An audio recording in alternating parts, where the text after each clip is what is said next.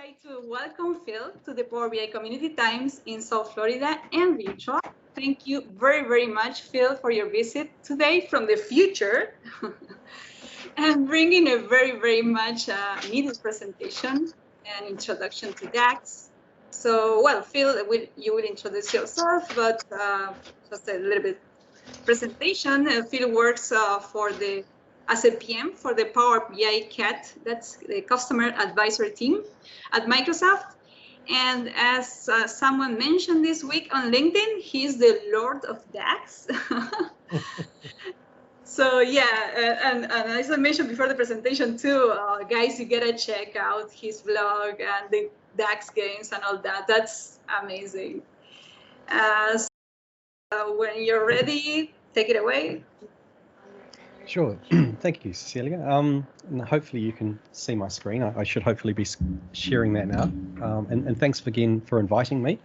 As the slide suggests, today I'm going to be talking on the topic of DAX and very much an introduction to DAX. But first, just a little bit to introduce me. As Cecilia said, I work for the Power BI CAT team.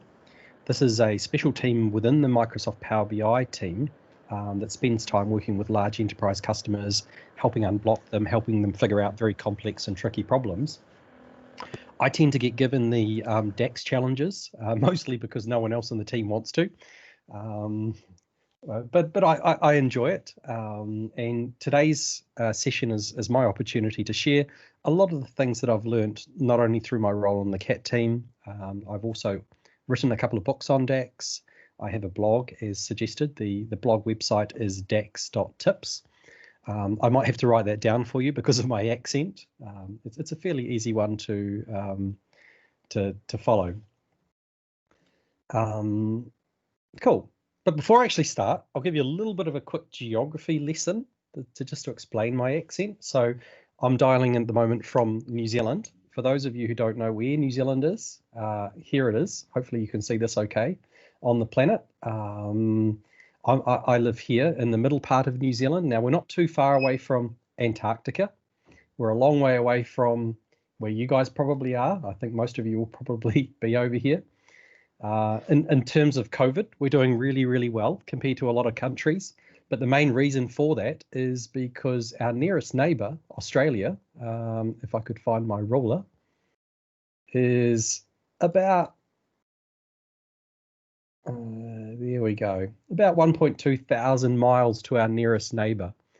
That's our closest neighbour. If we were to spin the other way and look across the Pacific, it's a much longer way to our nearest neighbour. So in terms of COVID at the moment, the whole country is, we're not locked down. So schools are open, we can move about freely. We don't have to wear masks. All the domestic flights are going, etc. Now, in terms of size of New Zealand, as I said, we have 5 million people.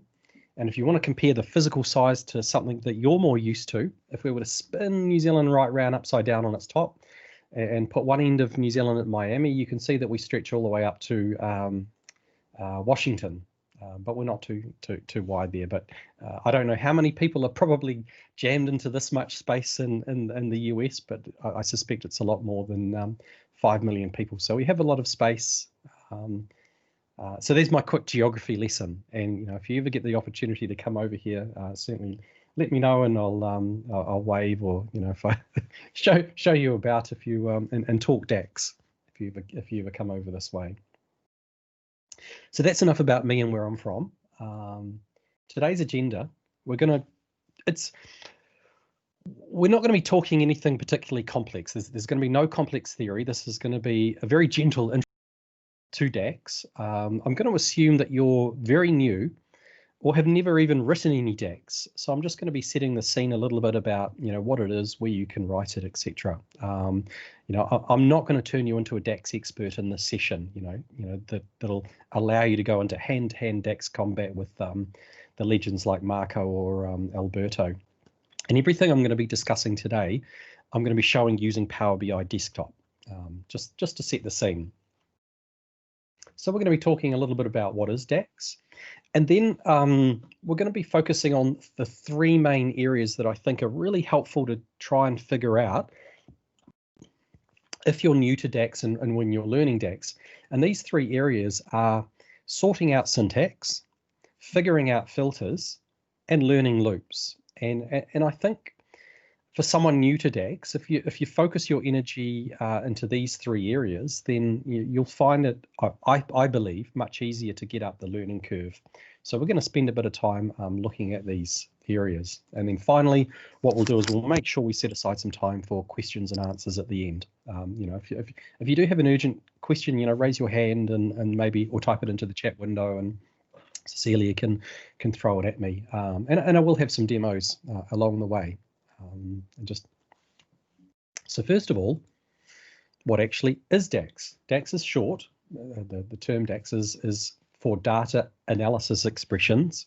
It did have a different name very early on, and I'll share that information at the end. It was created around 2009.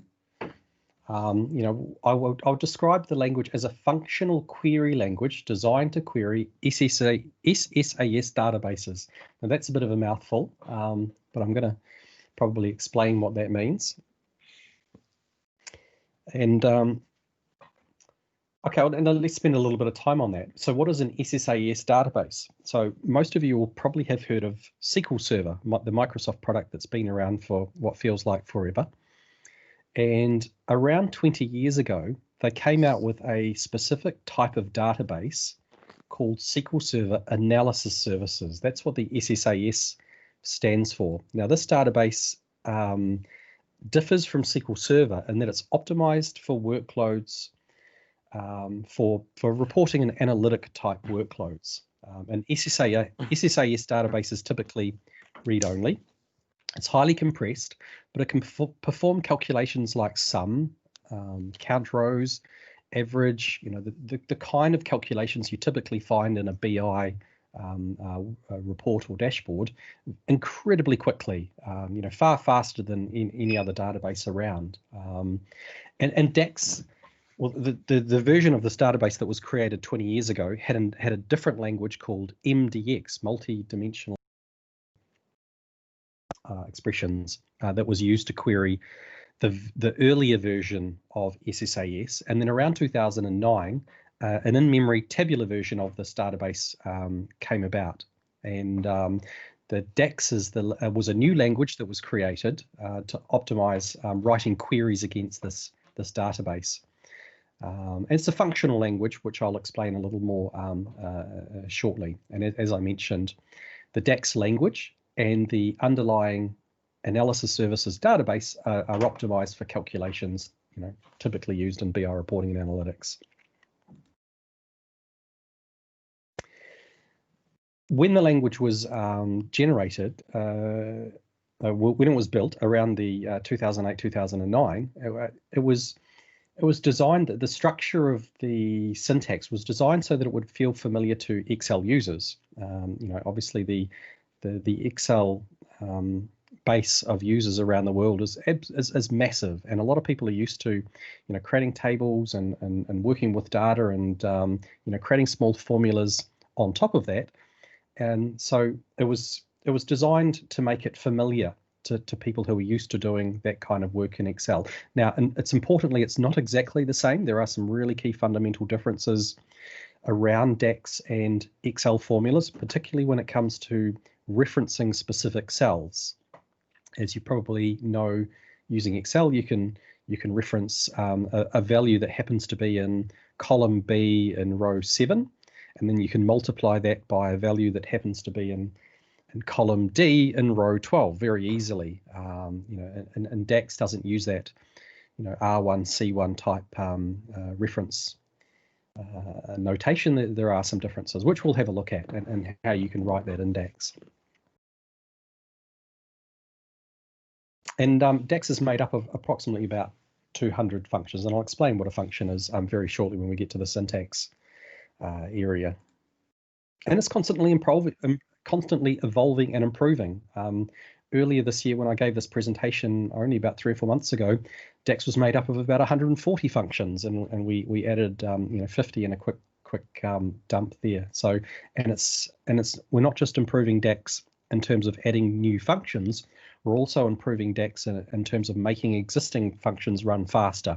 So you might find that a calculation that you write today that goes okay may in fact run faster, especially if you're using the Power BI platform in 3 months, 6 months time when we do some updates to Power BI.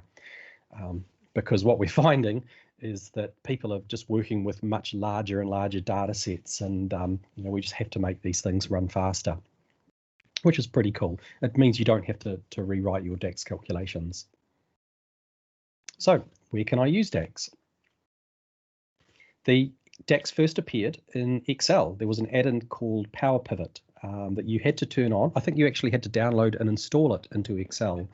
And what that did was it created a specific instance of this database type called analysis services that was sitting in behind Excel. And then you could create a data model and then write DAX calculations.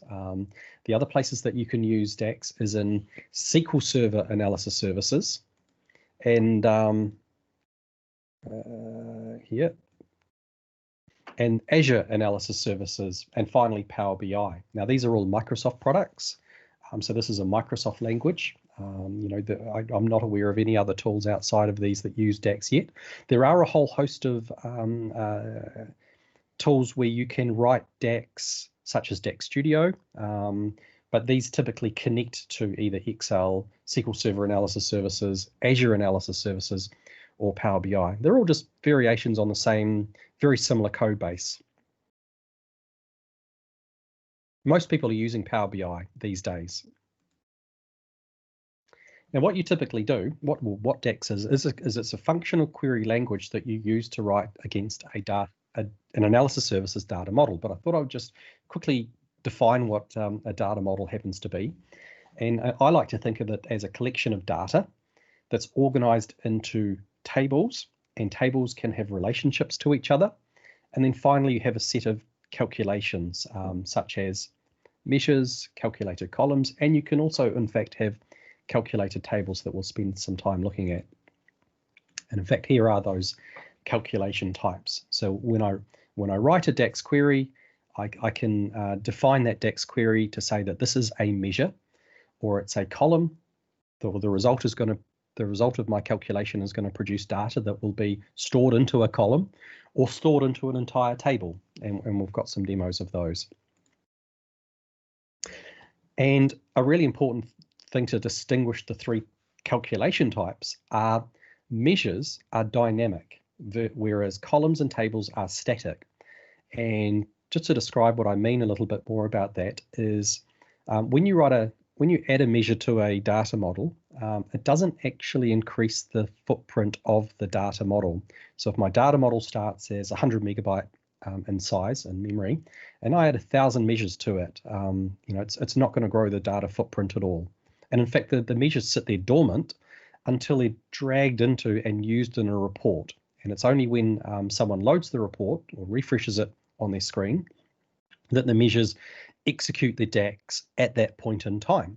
And they will take into account filters and slices that the end user has set. So that's why they're dynamic. If you pick a country or a product or a date type filter, the measure will take these into account and produce a value that makes sense for those selections.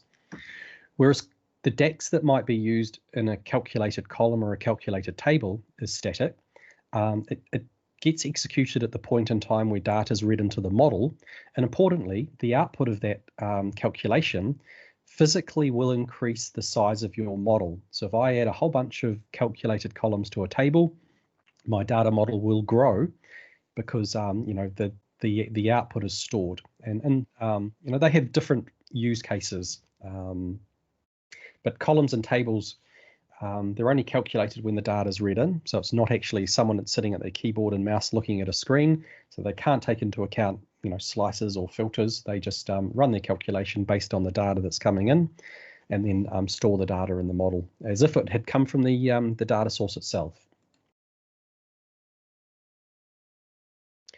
So when should I use DAX? So DAX for calculated measures, well, you would normally use DAX in a calculated measure where you want the result to be dynamic, i.e. to take into account, as I said, the slices or filters or row headers or the interactive nature of Power BI.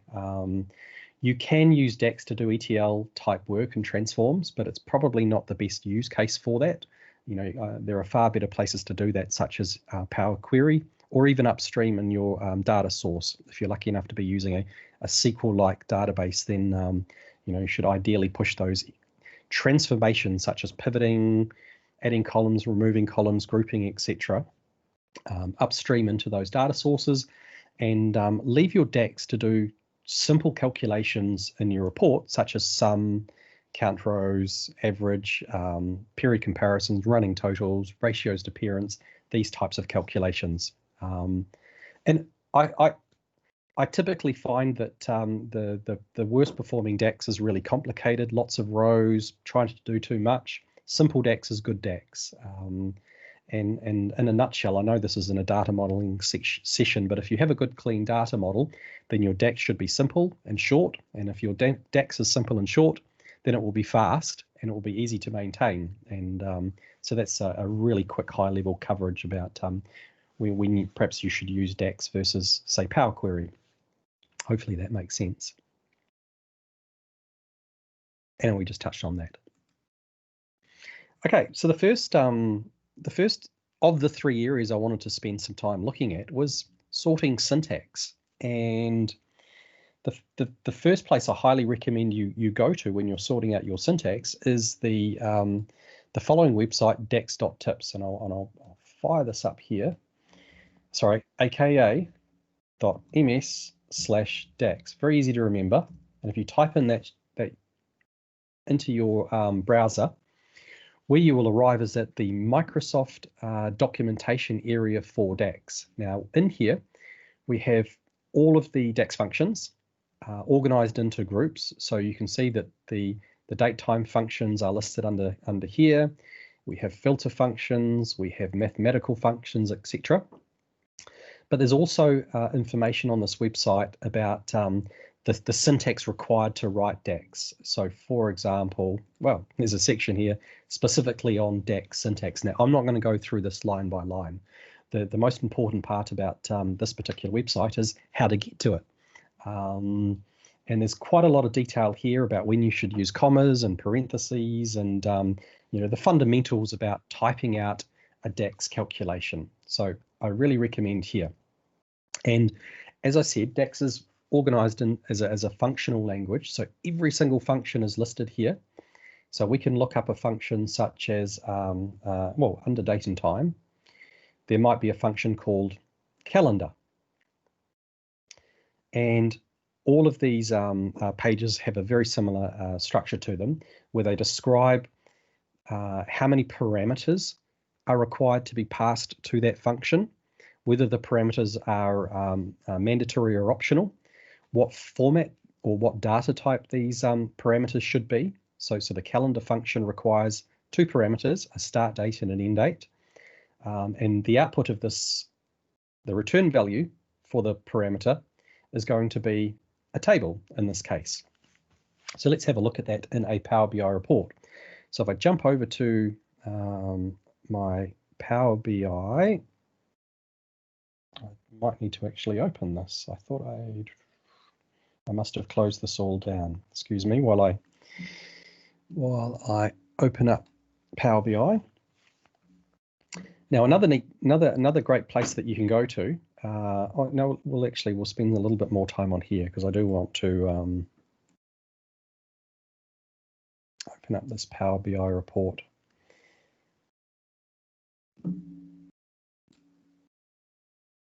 Because I want to actually create a table that has this. We're nearly there.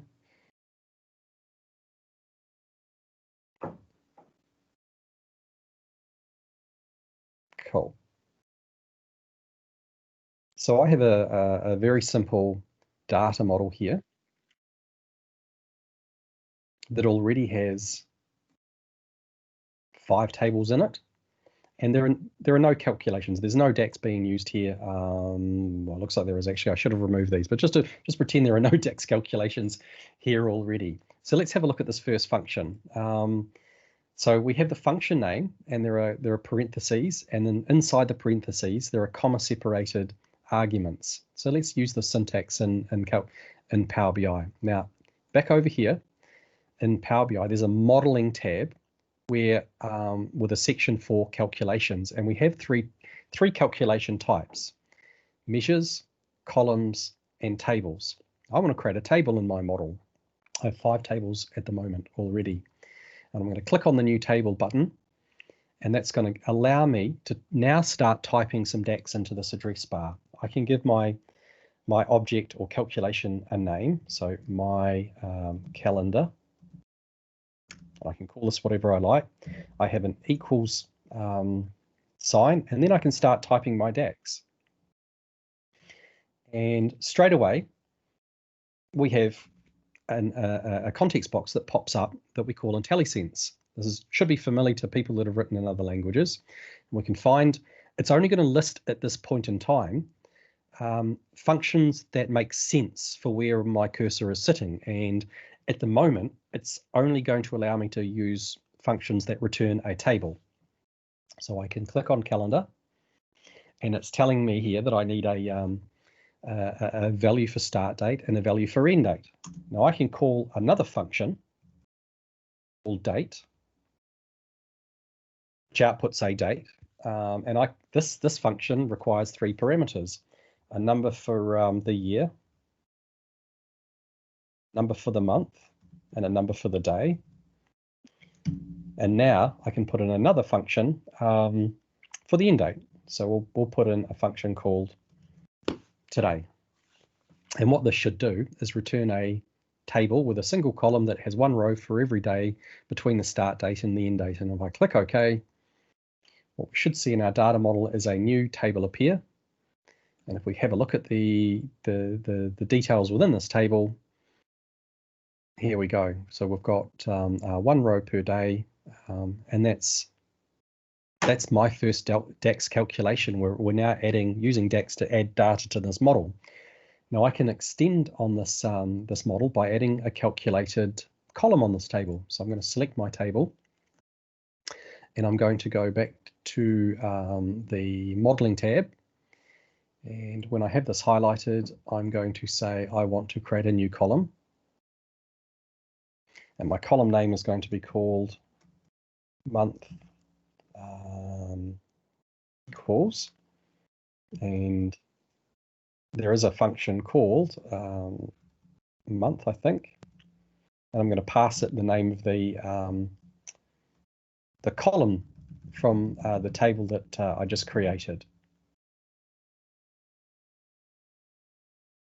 And what we should see is I've used a DAX to create a table, and I'm also using DAX to create a column here. All the January rows have a 1 in them, all the February rows have a 2 of them, and we can keep extending these out if you like. So these are the DAX calculator column and table. But what I want to draw your attention to also is the back here in the original calculation I used for the table, I nested functions. So what's happened here is the first parameter required for calendar is another function, and I can nest these up so that the output of the date function, provides the value that's required for the calendar function.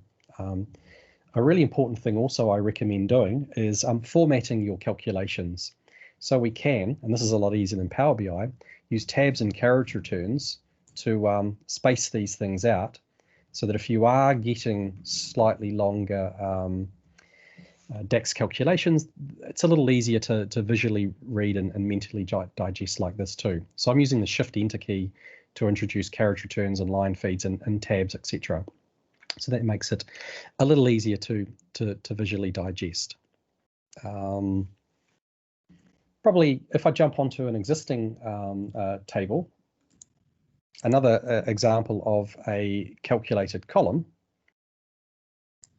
If I go to my sales table, we can see I have a column called units and a column called revenue. If I want to introduce if I want to have a column over here that is units times revenue. It's just very similar to what I just showed you. We can click on the sales table. We can say, I want to add a new column. This is going to give me the address bar. And the syntax will have the same structure where we have the name of the calculation, an equal sign, and then here is the DAX expression. And in this case, what we're saying is for the value that's going to go into the cell for this column, it's going to be the output of the value in the revenue times by the value in the sales. So we click OK here. And this is where it must feel very, very familiar to the to an Excel user. So if we scroll down and find, if we find an area where there's 2 in the units, oops, select all and 2, we should see that total price is in fact double the revenue where it's times 2. So that's the quick view on calculated tables. One last thing I want to show you about calculated tables. It's very easy to clone another table by using this calculated table syntax. And so what we can do in the modeling tab is say I want to create a new table, and my new table is going to be called XYZ, and it's just going to be the output of another table. And what I should have in my model is a new table called XYZ, and it contains all the same columns and rows as the other table. Now you might want to do this, you know, for some use cases that I won't spend too much time on, but that's a really quick way to clone tables. And you can use other functions to filter and decide what columns come through as well. So lastly, the calculation type that you're probably going to encounter and use the most in Power BI is the calculated measure. I'm going to remove this one called sales and I'm going to recreate it. So on the same modeling tab, we have this button called new measure, and it's going to be called sales. That's the name of the calculation, equals, and now our DAX expression. The DAX function is called sum, and the sum function only requires one parameter. This parameter is called column name. So I need to pass it in the name of a column in one of my tables. And the fully qualified dimension, as you can see here for table and column name, is that you use the table name first. Now the table name sometimes has apostrophes in it. The apostrophes are not needed unless you have a space, but of course you can use them regardless anyway. So if you see here that date has apostrophes around it, you could remove them and they would still work. The geography table doesn't have apostrophes, but the square brackets denotes the column name. Now I want to sum up my revenue in my sales table. Here I'm passing the column name to the sum function, and the output is going to be, well, it's going to be the sum of the value in here.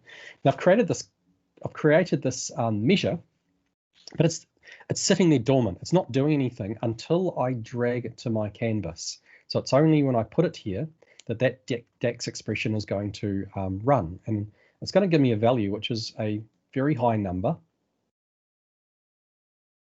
Hopefully you can see this. And this is not normally useful to anyone.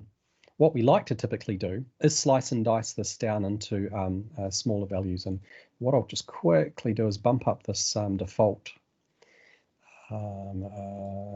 size of the font, because this is really hard for me to read. So I'm assuming it's hard for you to read as well. So let's update our theme. Sometimes I think some of the Power BI developers have got really big screens. So here we go. So what we're seeing on the screen here is the number that's being generated by this DAX calculation.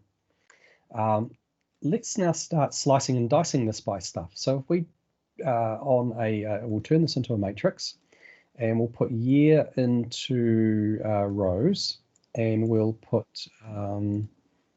country into columns. And what we can see is every single cell now has got a different number. And I haven't written anything in my DAX calculation to specify how filtering needs to happen. It's taking place automatically, and this is where you know, DAX is quite powerful, but it's also something you need to be, careful of as well. And we're going to spend a little bit of time looking at this in the next section after sorting syntax, called figuring out filters. So I'm just going to jump back to my presentation. We talked about using the AKA MS/DAX website to look up what syntax, how you should type these calculations, what the functions are. Another really good place that you can go to is DAX.guide. Now this website, DAX.guide, is similar to the Microsoft version in that it has all of the DAX functions listed. And when we go and click on a particular DAX function, it has this similar helper, and that it describes what the parameters signature should look like, what the parameters should be, what it returns. But what I quite like about the DAX.guide site is there are quite often more examples and links to blog sites by the SQL BI team, Marco and Alberto, and with some really helpful information on how to use the function efficiently and what it might be an appropriate use for. So DAX.guide is another great place to go and sort out your syntax. We talked about functions and parameters. Variables are a really important thing you should consider when you're getting into DAX, and I've got a bit of an example on variables. So let's take that example we took before about creating the table, but let's use variables to give an example of how you can do this. So what we can say is, in my DAX calculation, I can use the word var, which denotes that I want to declare a variable. And my start date can be the output of this DAX expression. I can declare another variable called my end date equals, say, today. And then what I can do is put these variables into the calculation. Now, this is a little bit longer, but it will produce exactly the same calculation that we previously did. Now, why should you use variables? They can provide performance improvements, especially if you're reusing variables. So if you've got a calculation where you're declaring and I do have one a little later that captures the in a period comparison for a difference calculation, where you want to understand how much have I sold this month. You store that in a variable. How much did I sell last month? You store that in a variable, and then you can use the subtraction operator between those two variables and then divide them over by one of those variables and save time. And if you're running over very large tables, then they can make quite a big difference in the performance. The other thing about variables is they can make your calculations a lot more readable. And if you give them meaningful variable names, that can also be doing your future self a big favor. If you come back to a DAX calculation in 3 months' time and scratch your head wondering, why did I do this? So at a very high level, I strongly recommend you consider using variables in your calculations. And you'll see how variables can also make life easier when it comes to debugging and breaking complex DAX calculations into baby steps. And as I mentioned earlier, Excel is similar in a lot of ways to DAX, but it's also quite different, in particular when it comes to referencing data in other parts of the in an Excel world, the worksheet. But of course, DAX stores all its data in tables. So one of the fundamental differences between DAX and Excel is how it goes and figures out what data is in another part of the table. And in the next block that we're going to spend time on, figuring filters, I've got some examples of that. So let's jump to that now. So how filters affect measures and overriding filters. So let's just jump back to the example that we did, I built before, where I created a simple calculation called sum of revenue, and I dragged that over, I dragged that into a visual along with some fields from the geography table and from the calendar table, and automatically, without having to write any DAX at all, I get what you'll have to trust me here. This is the number I have here highlighted is the correct value, or the intersecting value for the rows, that belonged to both Germany in 2016. Now, I didn't have to do anything at all in DAX, which is really cool. But what happens, let's say, if I want to, and I've just got to remember clone by year and product category. Let's say I want to do a period comparison between this year and the previous year. By default, the value for this year gets automatically derived at. But let's say I want to do a sales last year column in here next to it, and by default, if I just did a sum over the revenue column, it's going to give me the same number. But what I have to do in DAX is something quite clever to override those filters. So we'll walk through some baby steps on what that might look like. And to make these numbers a bit smaller, oh no, we'll leave this as is. So we're going to create a new calculation called sales last year. And step one is we're going to create a new measure.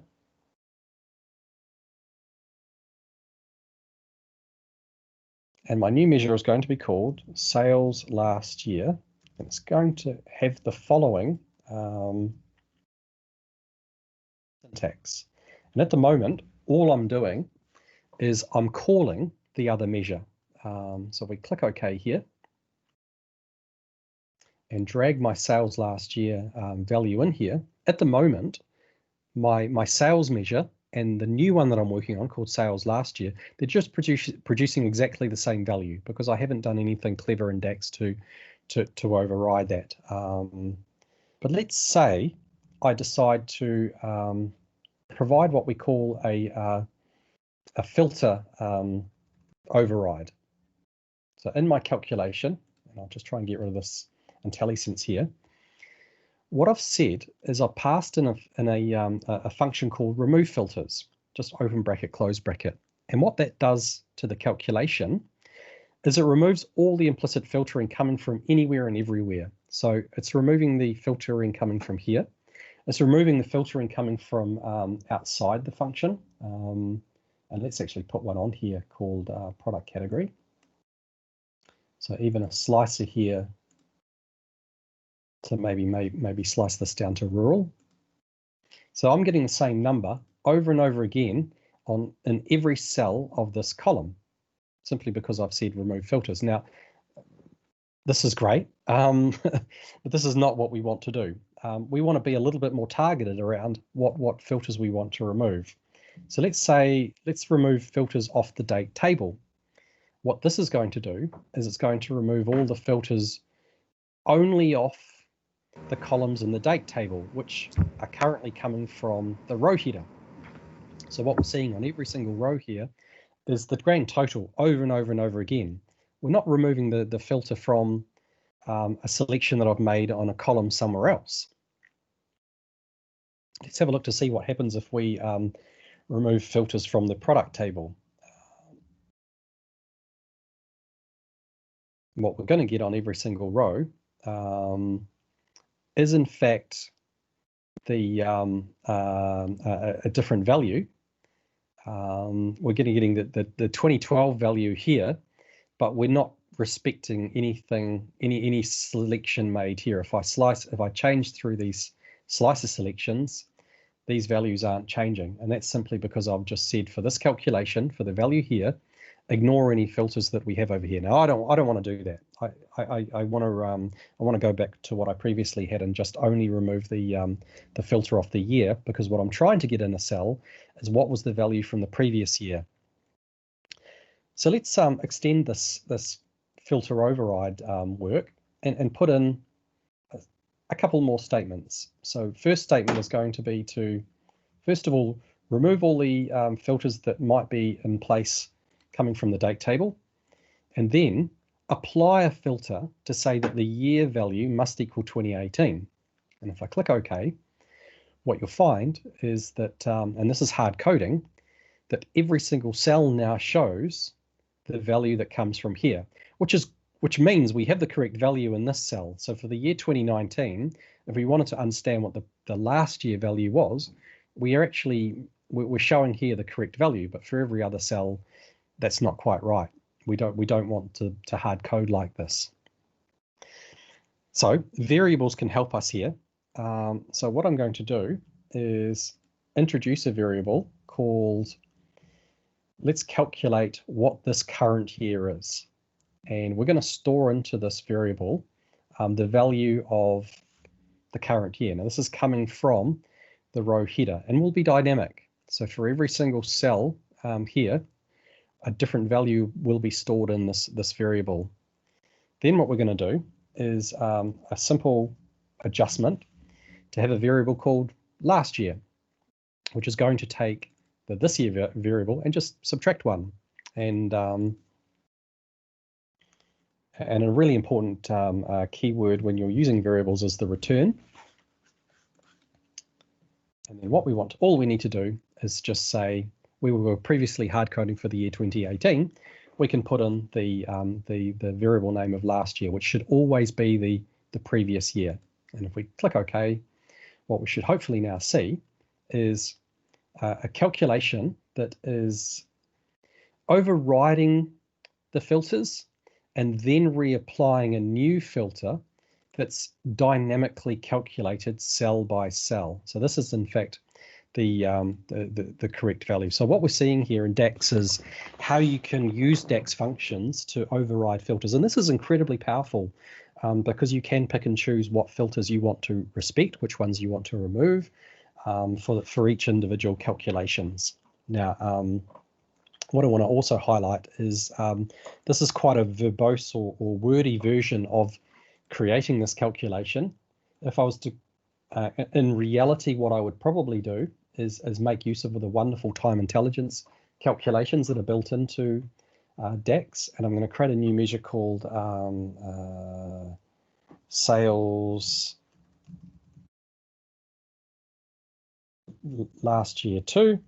And that's going to be using simply we're going to calculate the sales. I like to space these out. So we're going to run that calculation that we built earlier, which is the sum of revenue. And instead of writing all this variable and remove filter and apply filter logic, we're just going to say use the previous year. We pass in the date column from the date table. And what we should hopefully see is when I drag this new measure onto the column, my second and third column should match perfectly. And in fact, the simpler version of DAX, which uses less DAX and uses one of the time intelligence functions, will probably outperform the other function as well. I only did this version to layer out and demonstrate the effect on the result when you remove filters and apply filters. So that's a quick run through how filters work, both implicitly, but also how you can explicitly override filters. So that's a period comparison type calculation. I want to show you a similar thing for a ratio of parent, where we're going to do something quite similar. So I'm going to set up my a matrix with a year column, and I'm going to throw into that my month column, month into here. And then what I want to see when I expand all these down, cool, we're going to throw sales into here. But let's say I want to understand, what is the ratio of each month to its parent? And, we're going to have to do a very, very simple, similar type of exercise where we need to remove some filters and reapply some filters. So I'm going to create a new measure.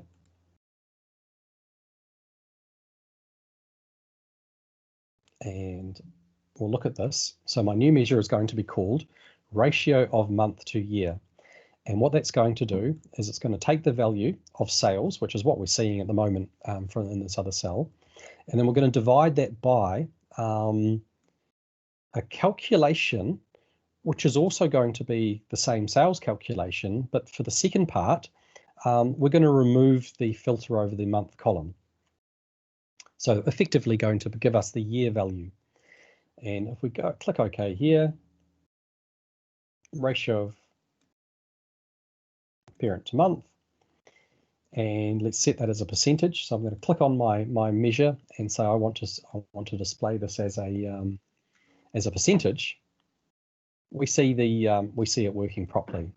Okay, so April happens to be 9% of the parent. Now, a thing I just want to call out here is you may have noticed that the month column by default is sorting alphabetically, and I can't imagine why you would ever want to do this.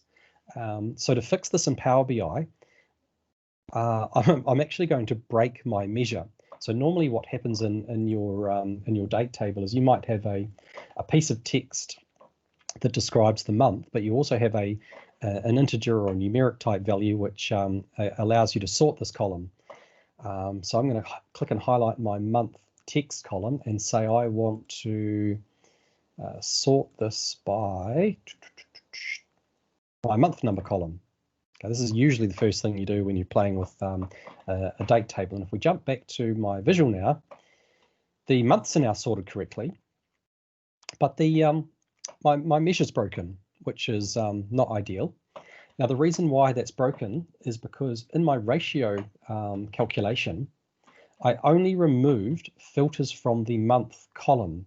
What I actually need to also do is remove the filters on the sort by column as well. And if I click OK here, there we go. We're back to normal now.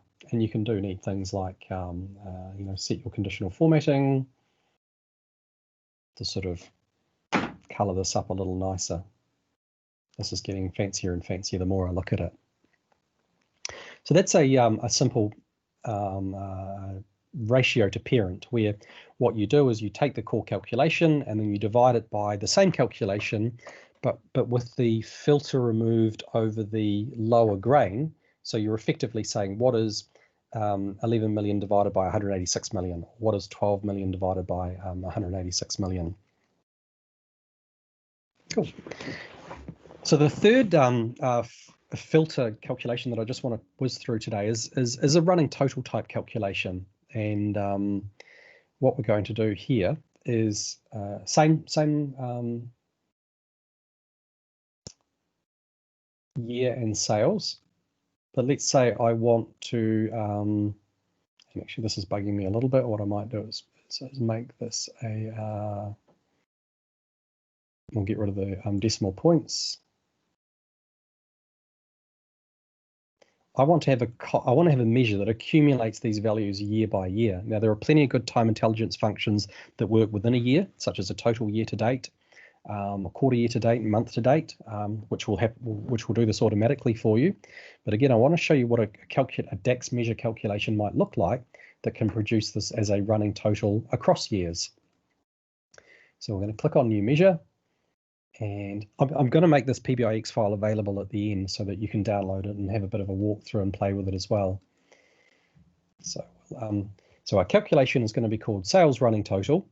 We're using a variable to establish what, for the cell that we happen to be sitting on, what is the current year. And then we're going to calculate our original sales calculation. We're going to remove filters over the year column. But for whatever cell we happen to be on, we're going to calculate this for every year less than or equal to my year. So we're combining variables, we're nesting calculations, we're removing filters, and well, let's see how what this looks like. So we click OK, and my sales RT measure, if I drag that to the visual, believe it or not, this is growing, and if I copy and paste this visual,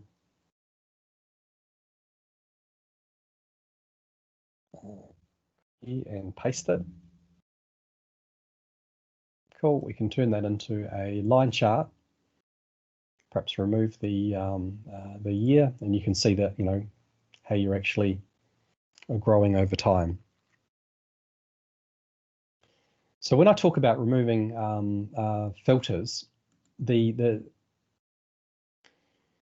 it's a feature of the calculate function, where what you can do is in the calculate function, say what you want to calculate, which could be the name of another measure, or you could just write out a DAX expression here.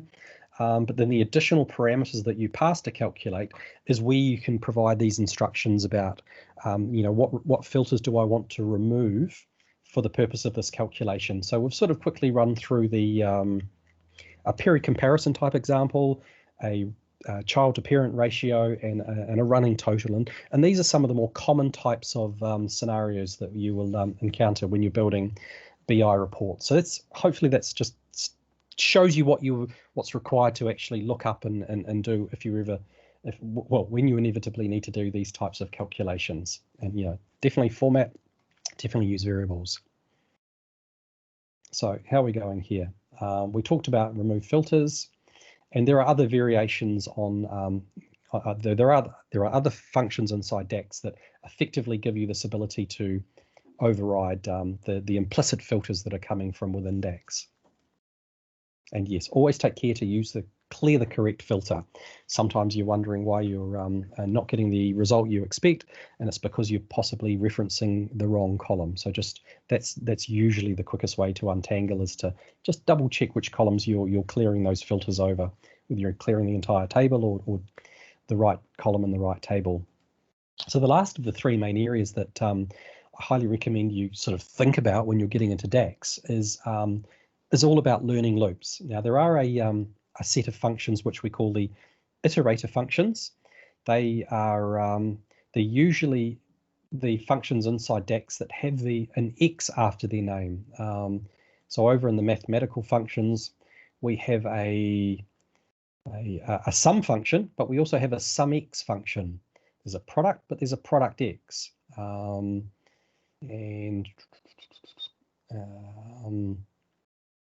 Maths.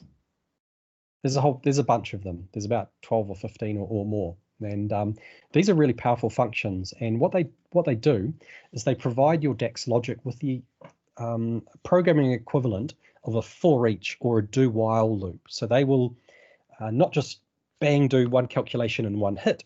What they'll allow you to do is perform a series of iterations, and for each iteration, evaluate your DAX expression, and then do something to that result. And I've got a simple example of where you might use that, which I want to walk through as well. Now, they're sometimes called the X functions. Now, the great thing about iterator functions is the first two parameters are always the same. So there's a great debugging function, iterator function, which I'll hopefully, if we have time for, look at. And parameter one, you're always passing a table to the iterator function, and the number of rows in that table determines the number of loops the iterator function will perform. So if you pass it a table that happens to have 4 rows, the iterator function will perform 4 loops. If you pass it one with 10 million rows, the iterator function will sadly go through 10 million loops. And for each one of those loops, it will evaluate whatever you pass in as the second expression, which could be the name of another measure, or it could be an operation such as something times something else. And a really good function to debug with is the concatenate EX function. So let's have a look at a really simple example of that, and where you might use this for reality. So what we're going to do is jump back to my model, and I'm going to create a new table. We're not going to use any one of the existing tables. And this is going to be a really simple data set with just 4 rows and 3 columns. So I've just clicked on the enter data button, and I've pasted in a table that happens to have a product ID, which is, I've got 2 rows for A. Just imagine this is a simple sales table. And transaction 1 was the person bought 5 of the items at $2. This third transaction was the person bought 4 of product B at $2, etc. And let's understand, how iterators can be useful. And we'll load this up. And I think I've got an image of this table. so that it's really easy to sort of remember. No, I don't have an image. All right, so what we're going to do is create a calculation on this table that tries to work out that total price paid. So we've got to create a calculation that does price times quantity, and we'll drag that to the canvas. So we're going to put the product ID here because we want to understand how much of each product did we sell. And if we put the price and the quantity, we want to understand how much money, how much revenue do we make for the day. And we'll put our calculation in, and let's have a look at the calculation. So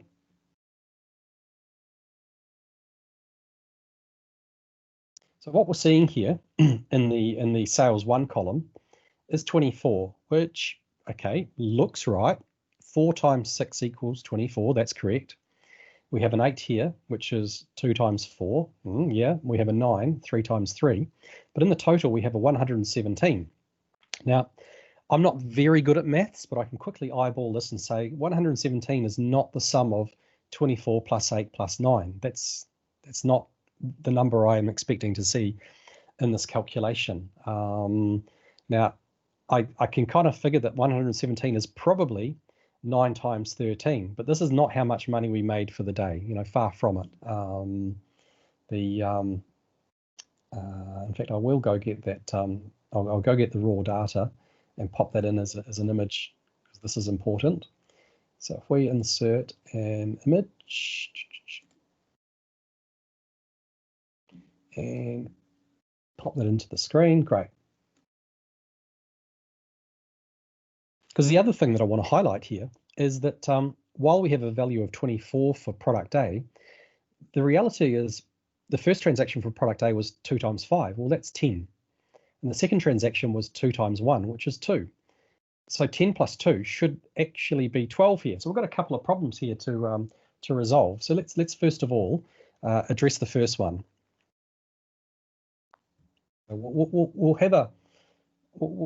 We'll try and fix the grand total one first. So I'm going to create a measure called sales 2, which we'll put side by side. And this is going to use an iterator function. So it's going to iterate over all of the unique values in the product column. So it's going to create 3 loops. It's going to calculate for A, then it's going to calculate for B, and it's going to calculate for C. And what it's going to do for each of those is it's going to calculate the expression we just created in sales 1. So let's drag that into the visual and see what we get here. So we're getting the same value in the detail line, but we're getting a new grand total, which is good. And this is what the SumX is doing, is it's performing 3 loops.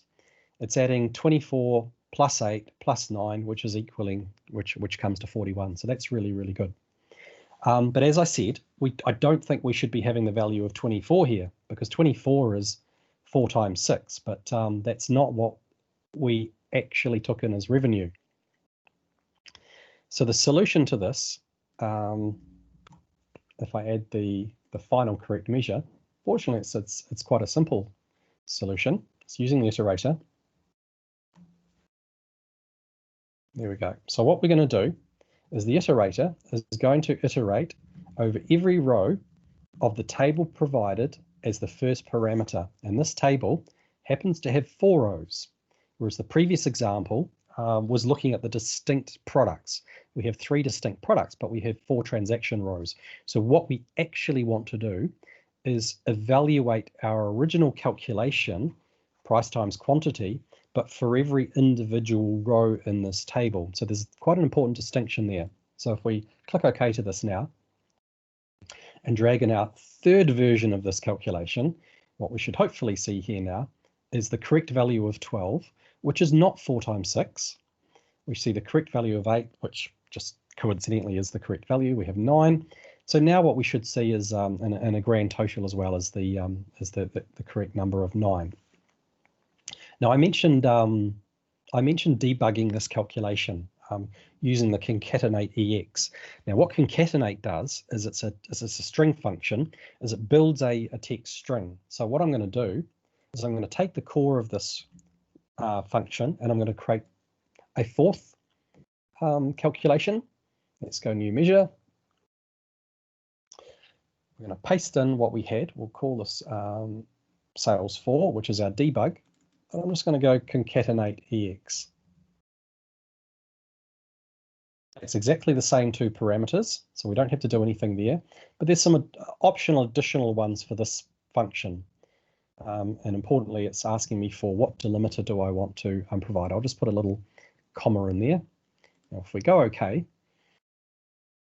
and drag this in, we can visually see what's going on in the iterator function for each cell. So here in the top cell, our calculation, which if I drag this down and drag this down, our result of 12 happens to be the sum of 2 plus 10. So this cell here, when we're in either one of these two, it's only going to iterate twice because it's being filtered by A. So it's effectively filtering by the top 2 rows. The next cell down only has a single value in it, 8, because this object here is actually performing a filter. So the table, in this case here, being passed to it, only happens to have 1 row in it. So that's why we're actually seeing 1 row there, 1 expression, and that's why we're seeing that output here. And likewise with the C row. For the grand total, the grand total doesn't just go and add up what are in the cells above it. What the grand total does is starts from scratch again. And it says, okay, what values do I see in my table? And the grand total sees all of the rows. And that all of the rows, there happen to be 4 rows. So there are 4 values here. And the values happen to be the output of this DAX expression. So we're going to have 2 plus 9 plus 8 plus 10 equal 29. And usually this technique is a really great way to see, well, how many values am I seeing in my comma separated list? Am I seeing the right number of values? And also, are they individually the correct numbers? As we see here, as they are. Now I'm going to put back the incorrect value that I was using for sales 2 here, which I think is the values of product table product. So this is what I would have seen if I was to debug the earlier version. It's only iterating once to arrive at that number, and at the grand total, it's only iterating 3 times, as opposed to 4 times. So that's why I want to make sure I was doing that. So there's some useful tips. I see we're sort of really starting to push for time a little bit. Sorry about that. If I jump back to my presentation, so yeah, we talked a little bit about debugging using concatenate EX when you are using iterator functions. So in summary, I think the 3 most important areas you should consider or think about or focus on when you're new to DAX and learning DAX is get your syntax sorted, and there's a couple of great web pages that describe where to put commas and parentheses and what's required for functions. Understanding and figuring out filters is really important, because that's probably the first area people start tying themselves in knots, trying to figure out, well, I know I can get the number I need for simple calculations, but how do I get the number I need when I need to reference data outside my cell? And the trick with DAX is to cleverly remove filters as needed. And then finally, the next area that you're going to probably need to just sort out is when to use loops, when to use iterator functions, and when not to. And I think the subtotal, grand total lines, when you're multiplying expressions across the columns like I showed you, are probably the areas that you're going to encounter that. So I don't expect you to remember all of this. I will provide the PBIX file and the notes in the links to the meetup, but it's just remembering that these are the areas you need to focus on. This is just an intro. You can do amazing things with DAX, as Cecilia mentioned in the header. A year ago or 2 years ago, I sort of did a fun series of games, which you can find at dax.tips. You can download the PBIX files under dax.games, and I think this is probably going to laugh at us. There's a bunch of games here where you can look at the blog with a detailed write-up explaining the code.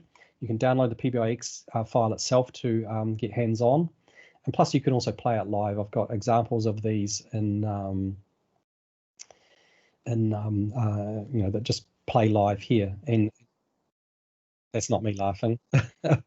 You can see here we've got a little man being navigated around a maze of DAX. So this is a 2D version. I'm just controlling the direction. If we zoom out, we might be able to see the map a little better. He's looking for a flag. We're sort of moving this red dot to move around this maze of DAX. And the neat thing about these games is the maze is determined by a CSV file that you can import. If you open it in Excel, you can put X's where you want walls, and leave a space where you don't want walls, so you can create your own maps. After I did the 2D version of this, I thought, I wonder how hard this would be to actually convert it into a 3D version. And if we make this full screen and click on this, again, we're this little red dot here. We're looking eastwards along the top of this maze, and we can use the arrows to sort of walk along. And then when we get to a gap, we can start turning around and scrolling down. And the DAX calculation that performs the logic to generate this data is not huge. It's probably about 100 lines from memory, and it uses all the techniques that I talked about in today's session: formatting, nesting DAX functions, and making good use of variables. This is probably not what DAX was designed for. I remember when I started at Microsoft and I showed this to the people who built the language, and they just shook their head in disbelief and said, this is just not what we had intended for DAX. So a lot of fun. I mentioned aka.ms DAX. Another really good place to go and spend some time. We've recently updated a new learning path on the Microsoft Learning platform. So aka.ms/learndax, which is free. There are about 7 modules. It's interactive. You can download PBIX files and walk through a series of labs of doing very similar things that I've covered today. Adding calculations, adding measures, and it's a great way to learn. You can do it at your own pace. It's free. I highly recommend it. We're getting really good feedback on how people are finding it, and it's designed for someone who wants to do or is doing very much a role as a BA. There's no games. It's actually stuff that's useful in the business world. Finally, the community.powerbi.com. This is where I mostly learnt DAX. It's a great place to go and have a look at the forums. What you'll be exposed to there are interesting puzzles and conundrums. You'll see someone else post, how do I do this in DAX? And some very smart people will give replies, and you'll learn a lot from that. And if you're really brave, like I did, I eventually started posting answers, which were terrible. And eventually over time, I think they slowly got better and better. So I jumped up the learning curve there. So if you do want to become very good at DAX, I strongly recommend community.powerbi.com. And then finally, I do have my own personal blog site where I post a whole bunch of techniques on not just DAX, but data modeling as well. So finally, I mentioned at the start of the session that DAX had a different title in its early days, around 2008, and it was called SEAL. And SEAL stands for Storage Engine Expression Language. And I'm very pleased that they decided to change that, because I think DAX is a much cooler name than SEAL. While this might be correct about what it's doing, that's probably for another day on more advanced topics. So lastly, here are my contact details. You're very welcome to reach out and post me any questions you have about the session or anything else on DAX. I can't promise that I will reply super fast. Microsoft unfortunately do keep me quite busy, but I do like to relax when I do get some time to myself by solving tricky problems or helping people out. So it keeps me fresh. It keeps me up to date. So you are very welcome to reach out to me on either LinkedIn or Twitter, or my blog site as well if you have follow-up questions. But speaking of questions, if there are some in the session now, maybe we can have a bit of a try at answering them. How does that sound? Yes. Amazing presentation, by the way. And we had Ashraf. He was asking about, let me see, where is it? So he was saying, we can also create a copy of a table in Power Query. I think he's referring to the date table, right? How to Correct. compare that to creating a copy of a table in DAX, and what drives which method to use, any performance implications? Oh, so in general tables, right? Yeah, as I said earlier, I would consider creating a copy of a table and like an ETL or a transformation type task. And I think it's better to try and push that upstream to Power Query or even up into your data source if at all possible. While you can do it in DAX, doesn't mean you necessarily should do it in DAX. Typically those operations, especially if it's going to be a production report, ideally push them upstream. Now, in some cases, all you want to do is some quick ad hoc analysis, and sometimes it's just faster to create some tables and using DAX. So it's not a thou shalt never do it in DAX. There are practical examples where you can do that, and I do it quite regularly. Just bear in mind, I think in DAX and Excel you probably can't create calculated tables, so it is limited to say Power BI. The advantage of doing it in DAX is you can use DAX expressions to do functions, filtering, and other things. But when you are cloning a table, you can't take into account slices and filters that the end user is interacting with. So, you're probably better to do it in Power Query. But if you just want to quickly do it, then DAX is fine. Awesome. And there was another question from Musa. He's asking, what's the difference between previous year, same period last year, and date add functions? The detail of those is described in the DAX the reference guide. They will give you slightly different results. They're all filter functions, so they're designed to give you a list of days. So I think previous year might give you every day in the whole previous year, from the 1st of January to the 31st of December. Same period last year might give you, depending on the context, just the days for the relevant month or the relevant quarter or the relevant year. So they will give you a different result set. So you just have to look at them and experiment to figure out which is the best one for your use case. But they won't give you exactly the same result. They are designed for slightly different use cases. And the date add, just again, it will give you a different set of days. I think you pass it an offset parameter. So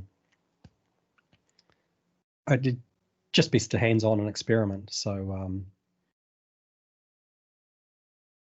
and definitely look at the reference guide, because that should explain, hopefully very clearly, exactly what gets returned when you use those functions. And often it'll have a link to what are the similar types of functions, so that you can figure out which is the correct function you want to use for your specific use case. All right, there is another question from Sharaf. He's asking when you visit Holland. I was supposed to be there this year. I had it all booked and all ready to go. I was looking forward to coming to a user group there in person with Matthew Roach on my team.